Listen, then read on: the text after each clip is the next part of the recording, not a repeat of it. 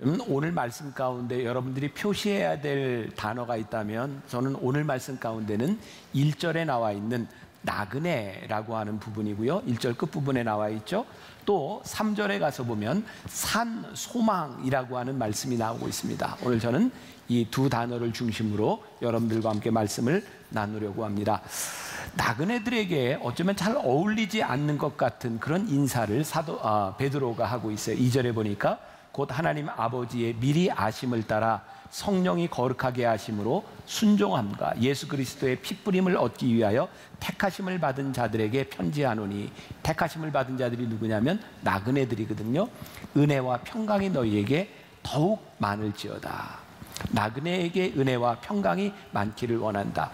여러분들에게 나그네 하면 어떤 이미지가 떠오르나요? 저는 금방 딱 떠오르는 게 인생은 나그네 길 어디서 왔다가 어디로 가느냐. 어떤 느낌이요? 나그네, 그저 왔다 그저 가는 정처 없이 떠도는 나그네. 근데 오늘 성경이 이야기하는 나그네는 우리들이 생각하고 있는 나그네와 다른 것 같아요. 사도 바울은 이 나그네들에게 은혜와 평강이 있기를 원한다. 근데 은혜와 평강이 있는 이유가 있죠. 오늘 제가 핵심적인 단어라고 이야기하는 이 나그네들에게 산 소망이 있기 때문입니다. 우리가 요즘 많이 쓰는 말 가운데 하나가 탈북한 사람들에게 강을 건넌 사람, 이런 표현을 씁니다. 그럼 탈북자들은 강을 건너서 오죠. 두만강을 건너서, 압록강을 건너서 그들은 목숨을 걸고 옵니다. 왜 강을 건널까요? 소망이 있기 때문이죠. 죽음의 강을 기꺼이 걷는 사람들은 소망이 있기 때문에 그 강을 건너는 겁니다. 우리가 이 세상을 살아가며 우리들에게 소망이 없다면 우리들이 지금 살아가고 있는 이 고난들은 우리들에게 고난으로 끝날지 몰라요. 이스라엘 백성들을 말하는 히브리인이라고 하는 말은요, 그 어원이 이제 애굽의 노예로 있던 사람들, 이런 의미를 가지고 있는데, 최초의 그 아브라함의 아버지 때부터 그 메소포타미아 지역에 있던 그 가족이 유프라테스 강, 티그리스 강을 건너서 이제 가나안 땅으로 들어오게 되죠. 가나안 땅에 있던 이스라엘 백성들이 애굽으로 가서 400년을 지나다가 그들이 큰 민족을 이루고 나오게 됩니다. 홍해를 건너서 요단강을 건너서 나오게 됩니다. 여기에 히브리인, 저는 어쩌면 이들이 강을 건넌 사람들, 그들은 소망을 붙들었던 사람들이 아닐까라는 생각을 합니다. 여러분, 2000년 기독교 역사를 보세요.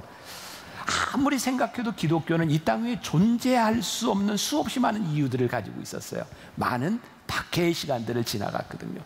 오늘 우리가 이 말씀을 제대로 이해하기 위해서 베드로가 이 말씀을 쓰고 있는, 편지를 쓰고 있는 그 시대의 상황을 이해하는 게 중요합니다. 2000년 전 기독교 역사 가운데 최초의 박해의 시대가 옵니다.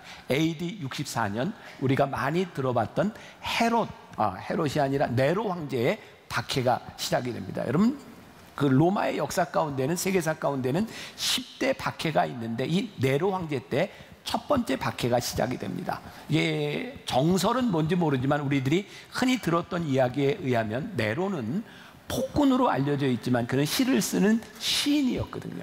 그래서 네로가 시를 쓰는데 시상이 떠오르지 않으니까 시상을 떠올리기 위해서 로마에 불을 질렀다. 그리고 그 불이 번져나가면서 로마 시가가 다 타고 사람들이 많이 죽게 돼서 밀란이 일어나려고 하니까 불을 지른 사람들이 크리스찬이다라고 이야기를 합니다. 그래서 크리스찬들이 박해를 받습니다. 많은 사람들이 죽습니다.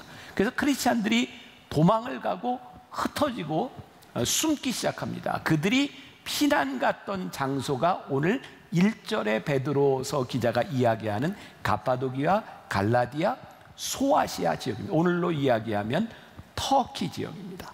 제가 우리 교인들과 함께 소아시아 7교회를 이렇게 지나고 또 제가 터키에 갔을 때 가보았던 정말 놀라웠던 장소가 하나 있는데요, 데린쿠유라고 하는 지역입니다. 한번 보시겠어요? 저게 지하의 도시입니다. 제가 놀랄만한 얘기를 하면 여러분들이 놀래야 될까요? 안 놀래도 될까요? 놀래야 되죠. 저 지하의 도시가요, 밑으로 100m를 내려갑니다. 20층으로 저런 집들이 되어 있고요. 관광객들에게 개방된 것은 지하 8층까지만 개방이 되어 있습니다. 저 도시에 당시 추산 몇 명이 저 도시에 살았냐면 저 지하에서 2만 명에서 4만 명이 저 지하에 살았을 것이라고 이야기합니다. 제가 갔을 때 깜짝 놀란 건 지하 저렇게 내려가면 굉장히 답답하리라고 생각했는데 이 벤틸레이션 시스템이 굉장히 잘 돼 있어서요, 답답한 걸 느끼지 못합니다. 거기에 2만 명에서 4만 명의 피신한 그리스도인들이 살면서 평생 밖을 나와보지 못하고 저기에서 죽었던 사람들이 많습니다. 남자들만 나와서 먹는 것을 구해왔고 여자와 아이들은 나오지 않고 살았습니다.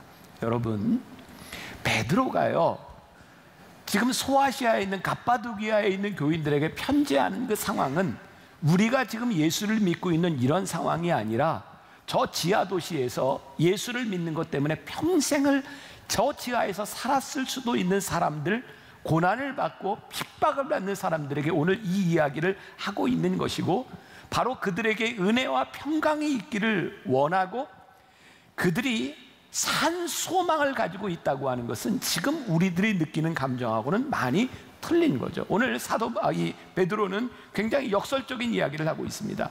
너희들은 흩어진 나그네라고 이야기를 하는데 그 흩어진 나그네에게 뭐라고 얘기하냐면 택함을 받은 자들이다. 너희들은 흩어진 나그네이지만 택함을 받은 자들이고 불확실한 인생을 사는 것 같지만 가장 확실한 인생을 살아가고 있는 사람들이고 너희야말로 고난을 받으며 진정한 그리스도인의 삶을 살아가고 있는 것이라고 말씀하고 있어요.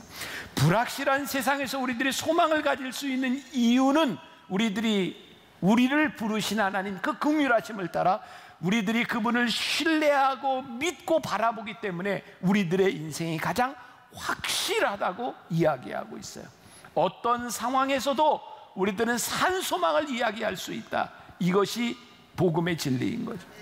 오늘 3절 말씀해 보니까요, 우리 주 예수 그리스도의 아버지 하나님을 뭐 한다고요? 찬송하리로다. 어떤 상황에서? 저런 지하에서 숨어서 사는 상황 가운데서.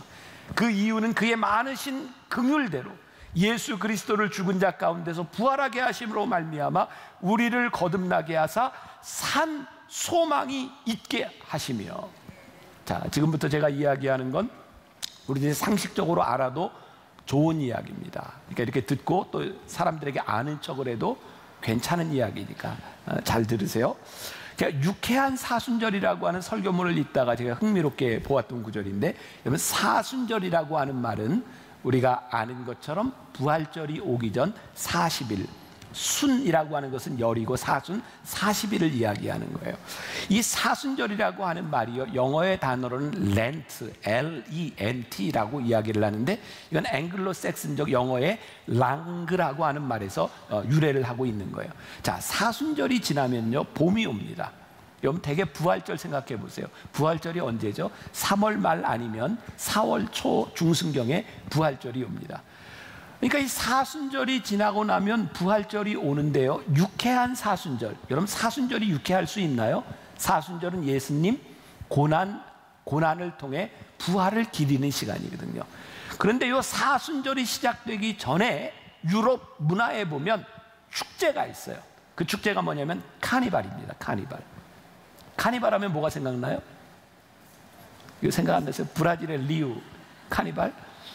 여러분, 사순절이 오기 전에 4일 정도에서 5일 정도 이 카니발 축제를 하는데요, 굉장히 노는 일에 우리가 이제 사육제라고 이야기를 하죠. 놉니다. 근데 카니발이라고 하는 말이요, 본래 이 까르네, 이 고기라고 하는 말이고요, 레바레라고 하는 말은 고기여 안녕이라는 말입니다. 그러니까 카니발 하는 뭐냐면 고기여 안녕. 사순절이 오면 고기를 먹을 수 없고 그때는 결혼식도 하지 않습니다.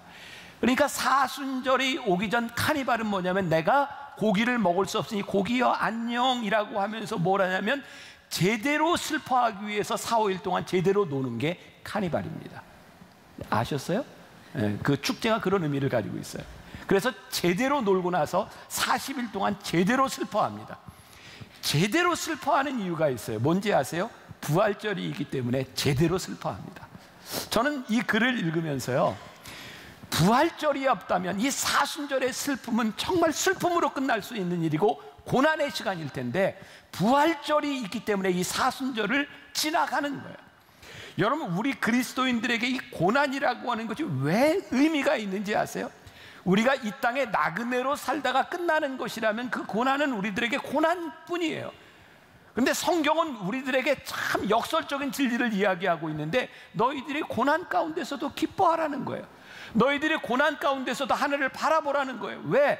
고난으로 끝나지 아니하고 우리들이 소망의 관점으로 보니까 이 세상에서 우리들이 나그네로 살아가는데, 인생은 나그네 길 어디로 왔다가 어디로 가느냐, 이 나그네가 아니라 인생을 나그네로 살아가며 그 길을 가고 있기 때문에 우리들이 고난을 이길 수 있다고 성경은 말씀하고 있는 거예요. 말씀을 준비하며 보았던 이야기예요. 2002년, 그러니까 지금으로부터 한 16년 전이네요. 미국의 신경과 의사들이 모여서 신경과학회 학술 대회장에서 시상을 하는데, 의사가 아니라 피아니스트가 상을 받았습니다. 레온 플라이셔라고 하는 사람인데요. 이 사람이 상을 받은 게 굉장히 이례적인데, 이유가 뭐냐면 이 레온 플라이셔는 8살 때 연주회를 처음으로 가졌을 만큼 천재적인, 그 당시 음악가들이 100년 만에 한번 나올까 말까한 피아니스트라 이야기를 했어요. 16살에 뉴욕 필과 협연을 냈고요, 17살에 카네기홀에서 독주회를 했던 사람입니다. 앞날이 창창했던 그의 30대 초반, 그의 인생에 고난이 오죠. 오른손에 신경에 문제가 생겨서 오른손을 쓰지 못하게 된 거예요. 피아니스트에게 오른손을 쓰지 못한다고 하는 것이 얼마나 큰 불행한 일입니까? 100년을 뒤로 돌려서 100년 전에 비트겐슈타인이라고 하는 유명한 피아니스트가 있었어요. 그 당시에 사람들이 이 비트겐슈타인을 어떻게 찬사를 보냈냐면, 모차르트가 살아 돌아왔다라고 할 만큼 찬사를 보냈던 유명한 피아니스트입니다. 근데 1차 세계대전에 참전했다 부상을 당하고 오른손을 절단하게 됩니다. 그의 피아니스트로서의 인생이 끝나버리게 된 거죠. 10년 동안 방황을 했고요. 근데 그는 음악에 대한 사랑, 소망을 놓지 않고 사람들, 작곡가를 찾아다니면서 혹시 왼손만으로 연주하는 곡을 만들어줄 수 있습니까? 라고 했을 때 모리스 라벨이라고 하는 사람이 왼손을 위한 피아노 협주곡 디장조라고 하는 곡을 만들어줍니다. 이 비트겐슈타인이 어떻게 한 손으로 연주했는지 궁금하시죠? 잠깐 보여드릴게요.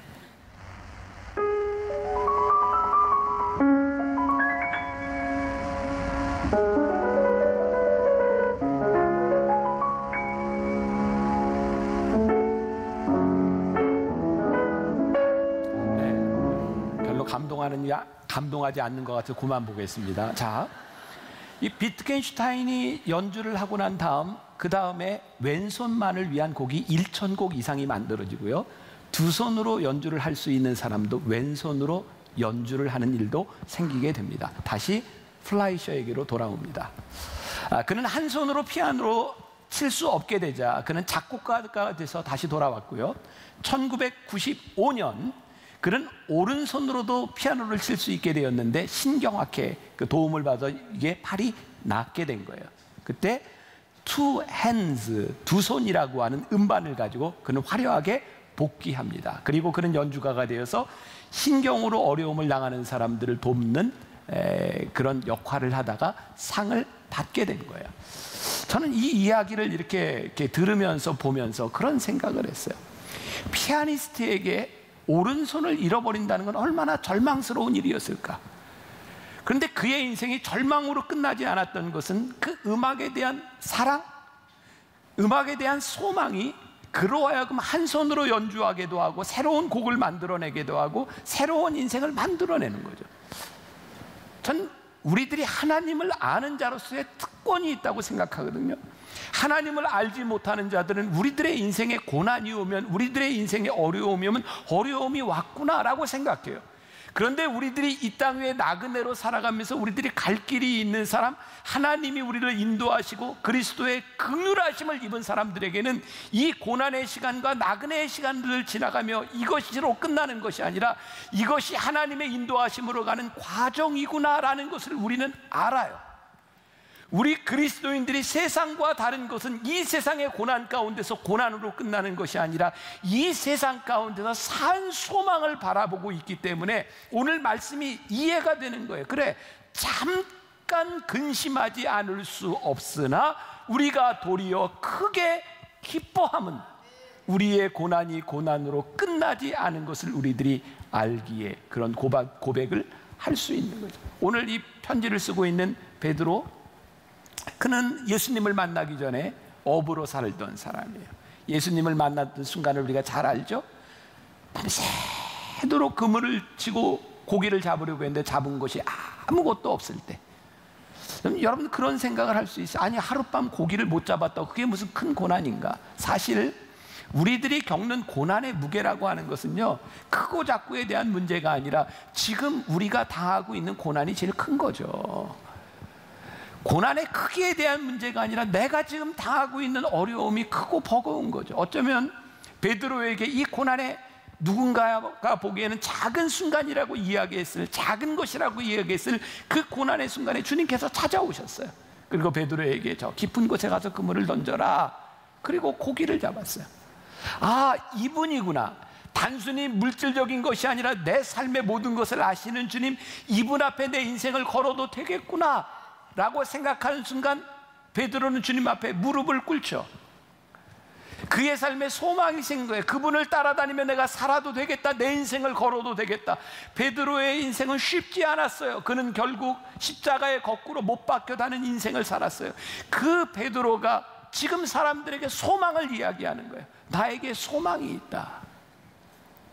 제가 이 베드로전서 말씀은 우리 평신도들과 함께 제가 쓴 설교 원고를 이렇게 나누어 주고 이 말씀을 듣고 여러분들이 묵상한 글을 좀 한번 나눠봅시다. 그래서 묵상 글을 제가 이렇게 피드백을 받았는데, 한 권사님이 이 원고를 보고 이 베드로서를 읽고 이런 묵상 글을 써줬어요.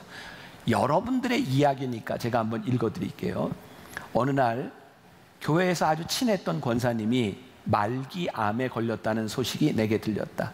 나 또한 그 소식에 엄청난 충격을 받았다. 전화를 걸어보았으나 받지 않았다. 몇 번 시도 끝에 통화할 수 있어 나도 절망 가운데 있었던 시간을 이야기해 주었다. 이분도 암으로 이렇게 투병했던 일이 있어요. 사람을 죽음에 이르게 하는 것은 병이 아니라 그 병으로 말미암아 소망을 잃어버리는 것에서부터 시작한다고. 그리고 그에게 주님이 내게 주신 말씀 3가지를 적어 보내주었다. 이런 내용이었다. 권사님, 3가지 마음가짐과 3가지 말씀을 기억하세요. 병보다 무서운 새 놈이 찾아올 거예요. 첫 번째, 실망이 찾아올 겁니다. 절망하지 말고 이 병을 통해 하나님이 내게 하시고자 하는 뜻을 묻고 답을 구하십시오. 두 번째, 두려움이 찾아올 것입니다. 그러나 두려움을 물리쳐야 합니다. 이것을 반드시 사랑으로 승화시켜야 합니다. 세 번째, 기쁨이 사라질 거예요. 먼저 감사를 찾고 기쁨을 회복하면 됩니다. 권사님은 암이라는 중병과 싸우는 것이 아니라 이런 것을 회복하는 싸움을 시작한 것입니다. 반드시 이길 것입니다. 그리고 이 모든 것을 자신의 것으로 만들 것이라 믿어요.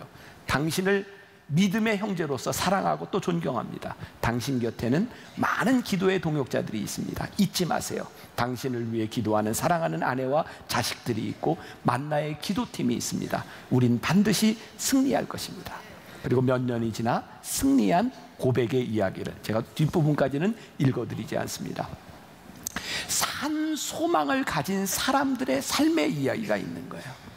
우리들에게 고난이 없는 이야기를 성경이 우리들에게 말씀하고 있는 것이 아니라 이 세상의 고난 가운데 산 소망을 가진 사람들의 이야기, 그것이 믿음의 이야기인 거예요. 오늘 6절 말씀, 우리가 본문에서 읽질 않았는데 6절 말씀 보세요. 그러므로 너희가 이제 어떤 시험? 여러 가지 시험으로 말미암아 어떻게 잠깐 근심하게 되지 않을 수 없으나 오히려 어떻게 크게 기뻐하는도다. 여기에 여러 가지의 시험으로 말미암아라고 하는 말을 영어 성경에 보면 좀 더 그 영어 성경이 명확한 것 같아요. All kinds of trial이라고 되어 있어요. 모든 종류의 고난인가, 여러 종류가 아니라 모든 종류의 고난인가. 여러분, 우리가 하나님을 믿으며 살아가는 이 세상에서 고난은 우리를 피해가지 않아요. 이 세상에 살고 있는 모든 사람들은 동일한 일들을 경험하고 살아갑니다. 그런데 이 세상 사람들이 모두가 경험하고 있는 모든 시험 가운데서 우리는 잠깐 근심하지 않을 수 없으나 도리어 기뻐한다는 거예요. 어떻게? 크게 기뻐한다는 거예요. 왜냐하면 우리를 이 땅에 부르셔서 살게 하신, 나그네로서의 삶을 살게 하신 그 이유를 바라보고 왜 우리를 부르셨는지를 알기 때문에 모든 고난 가운데서 잠깐 근심하지만 오히려 기뻐한다. 작년에 2월 7월 집회 때 몽골의 선교사라고 있는 박관태 선교사님이 와서 말씀을 전하셨어요. 그때 이런 내용들을 다 이야기하지는 않았는데 그분은 이미 첫 번째 텀으로 몽골의 선교사로 있다가 한국에 돌아와서 고려대학병원에 대학병원 과장으로 있을 때였어요. 대학병원의 과장이면 명예 그리고 삶이 이미 보장된 상태 아닐까요? 근데 하나님께서 계속 마음에 부담을 주시는 거예요. 몽골에 대한 생각을 주시고, 아니 하나님 이미 한번 갔다 왔는데 왜 자꾸 가라고 하시는지, 그 싸움이 치열했던 거죠. 그리고 결국 몽골에 가기로 결심을 하고 몽골에 갔을 때 이 선교사님의 마음 가운데는 하나님이 이렇게 나를 몰아내셨으니, 하나님이 나를 보내셨으니 내 사역의 꽃길이 열릴 것이라고 생각했대요. 근데 웬 꽃길? 갔더니 고난이 오는 거예요. 사람 때문에 힘들고 마음대로 되지 않고 어려움들을 당하는 거예요. 그때 박관태 선교사가 이런 고백을 했어요. 나는 온갖 시험 가운데서 가장 친밀하게 하나님을 만날 수 있었고, 나는 온갖 고난 가운데서 하나님과 연합함을 느낄 수 있었고, 하나님의 인도하심을 경험하게 되었다. 믿음으로 하나님을 붙든다고 하는 것은 우리들이 고난의 길을 가지 않는 것이 아니라, 우리들이 이 고난 가운데 잠깐 근심하지 않을 수는 없으나 우리를 인도하시는 하나님, 진짜 우리들에게 믿음이 생기게 될 때, 이것이 가능하구나, 우리들이 기뻐할 수 있는 일이구나. 그 영어 성경에 보니까 크게 기뻐하다, greatly rejoice. 어떻게 기뻐하면 크게 기뻐하는 걸까요? 우리의 시험 가운데서 크게 기뻐할 수 있는 놀라운 진리. 사도 바울은 로마서 8장 18절에서 생각하건대 현재의 고난은 장차 우리에게 나타날 영광과 비교할 수 없도다. 세상은 어떻게 살아요? 인생은 나그네 길, 어디서 왔다가 어디로 가느냐. 세상은 이렇게 살아요. 근데 우리는 가야 될 길이 있어요. 현재의 고난은 장차 다가올 영광과 비교할 수 없도다. 이 믿음이 우리 그리스도인들을 강하게 붙들어 주는 거예요. 여러분 오해하지 마세요. 저는 지금 시험 자체를 기뻐하라는 게 아니에요. 우리들에게 시험에 오는 거 잠깐 근심할 수 있으나 우리들이 크게 기뻐하는데다. 그래서 시험아 와라, 오세요 이렇게 살라는 것이 아니에요. 시험은 힘든 거예요. 여러분들이 일부러 시험에 빠질 필요 없어요.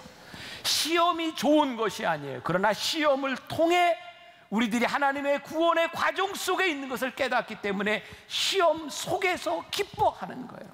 오해하지 마세요. 기독교는 일부러 고난을 찾아가는 종교가 아니에요. 우리의 신앙은 일부러 고행을 하는 것이 아니에요. 그것이 우리들에게 축복이 아니라 그것을 통해서 일하시는 하나님을 바라보기 때문에 그것이 우리들에게 축복이 되는 거예요. 오늘 4절과 5절 말씀에서 베드로는 이렇게 이야기해요. 썩지 않고 더럽지 않고 쇠하지 아니하는 유업을 잊게 하시나니 곧 너희를 위하여 하늘에 간직하신 것이라. 너희는 말세에 나타내기로 예비하신 구원을 얻기 위하여 믿음으로 말미암아 하나님의 능력으로 보호하심을 받았느니라. 자, 우리 성도의 고백을 하나 제가 더 읽어드리려고 해요. 묵상글을 하나 읽어드립니다. 그냥 평범한 우리들의 삶의 이야기일 수도 있을 것 같아요. 아들이 5개월간 준비하던 영재고 시험 발표가 있기 전날이었다. 남편은 내일 발표이니 붙어도 파티를 하고 떨어져도 파티를 하자고 했다. 남편이 신앙을 가지면서 더 삶에 여유로운 모습을 가진 것을 보게 되어 사실 놀랍고 감사했다. 준비한 기간도 짧았고 시험 한 달 전부터 몸이 많이 아파 컨디션을 잘 조절하지 못했고 여러 가지 이유가 있어 혹시 떨어질지 모른다고 생각은 했었다. 그러나 감사하게도 2차 시험을 치른 영재고에서 아들을 인터뷰하려고 직접 중학교에 오는 일이 있어 내심 기대도 하고 있었다. 결과는 떨어졌다. 발표된 날 우리는 멋진 중식당에 파티를 했고, 딸은 하나님이 오빠에게 다른 더 좋은 길을 인도하실 것이라고 오빠를 위로해 주었다. 우리는 아들에게 그동안 수고했고 또 다른 길을 예비하심을 기대하자고 말해 주었다. 아들은 짧은 기간 준비했지만 면접관이 학교에 보러 오는 영광을 누린 것으로 감사했고 앞으로 나아갈 것을 좀 생각하는 모습이다. 합격을 위해 달려왔지만 그보다 더 큰 것에 가치를 두었기에 떨어진 것에 연연해하지 않고 오히려 또 다른 길을 기대하고 온 가족이 격려해주는 시간은 오직 합격을 목표로 수년간 준비해 오다 불합격되어 아이도 엄마도 정신과 치료를 받는다고 하는 경우와는 전혀 다른 모습이었다. 집에서 부담 주지 않는 분위기이니 아들도 빨리 회복되는 것 같고 집안 분위기는 이상하게도 발표 전보다 오히려 더 좋은 것 같아 감사했다.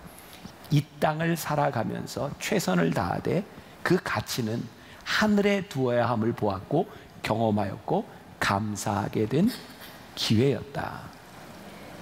전 그냥 여러분들의 삶에 아주 평범한 이야기일 수 있고 그게 우리들에게 지금 다가오는 이야기일 수 있다고 생각해요.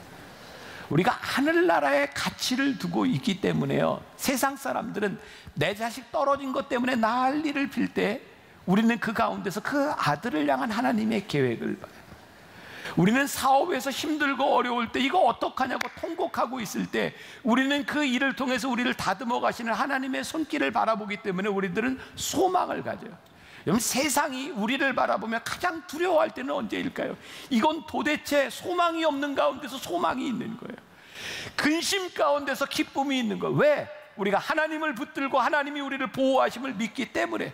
믿음으로 말미암아 베드로는 우리가 하나님의 능력으로 보호하심을 받았다라고 말씀하고 있어요.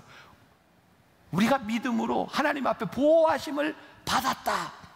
이 말은 돌아가신 저희 아버님이 많이 하시던 이겨놓고 싸운다 이런 말이에요. 참 이상하죠. 이겨놓고 싸우는데도요, 싸우는 동안은 힘든 거예요. 그죠? 이겨놓고 싸워도 맞을 때는 아픈 거예요. 근데 이긴다니까요. 우리의 믿음이, 우리들의 생이 여기에서 끝나는 것이 아니라 영광스러운 하나님의 나라를 바라보고 있기 때문에 힘들지만 이길 수 있는 것이 우리의 믿음입니다. 김문은 목사님이 쓴 책에 한날의 괴로움은 그날의 족하니라고 하는 책에 보면 이런 공식을 써놨어요. 보세요. 조금 억지스러울 수도 있지만 good, G-O-O-D 마이너스 God, 하나님을 빼면 뭐만 남아요? O, 저걸 영어로 볼 수 있게 nothing이라는. 근데 아무것도 아닌 O에다가 G-O-D, God을 붙이니까 뭐가 돼요? good이 돼요. 역시 별로군요. 네, 네. 참 괜찮지 않아요? 그렇구나. 우리들이 세상의 가치라고 생각했던 것을 따라가 보니 어느 날 허무한 거예요. 아무것도 아닌 거예요. 그런데 세상에서 아무것도 아니라고 생각했는데 하나님이 우리 안에 들어오셔서 우리의 믿음이 되시고 우리의 의지가 되시고 그 하나님을 바라보니 우리의 인생이 좋아지는 거예요. 그래서 저는 이 나그네를 이렇게 표현하고 싶어요. 믿음이 있는 나그네. 우리가 나그네로서 이 세상을 살아가되 우리는 그냥 정처 없는 나그네가 아니라 믿음이 있는 나그네. 어떤 의사 선생님이 그런 이야기를 해요. 이렇게 환자들을 진료하면서 깨닫게 되는 게 내가 사람을 어떻게 고쳐나가는 게 아니라 그 소망이 그 사람을 고쳐나가는구나. 이렇게 환자들을 진료하는데요, 불치병 환자로요, 사람들의 이렇게 부축을 받고 온 사람이요, 진료하면서 아, 이거 아무것도 아니네 그러면 그냥 혼자 걸어간대요. 그런데요, 아프다고 이렇게 온 사람한테 이거 불치병이라고 얘기하면 부축받고 나간대요. 참 신기하죠, 사람들의 마음이. 우리를 능력 있게 만드는 것이 뭐예요? 소망이에요. 우리들의 삶에 연단이 있어요. 근데 연단은요, 어떤 금보다도 더 귀한 것이라고 우리들에게 말씀하고 있어요. 왜? 우리는 연단을 통해서 영광스러운 하나님의 나라로 가고 있는 사람들이니까. 오늘 이 소망이 여러분들을 붙잡아 주기를 간절히 소원합니다. 여러분들이 세상으로 나가 잠깐 근심할 수 있어요. 우리 중에 아픈 것 아프지 않을 사람이 누가 있어요? 고난이 아닐 사람이 누가 있어요? 그 가운데서 여러분들을 붙잡아 주시는 소망, 믿음 있는 나그네로 승리하는 여러분들의 인생이 되시기를 주님의 이름으로 간절히 축원합니다.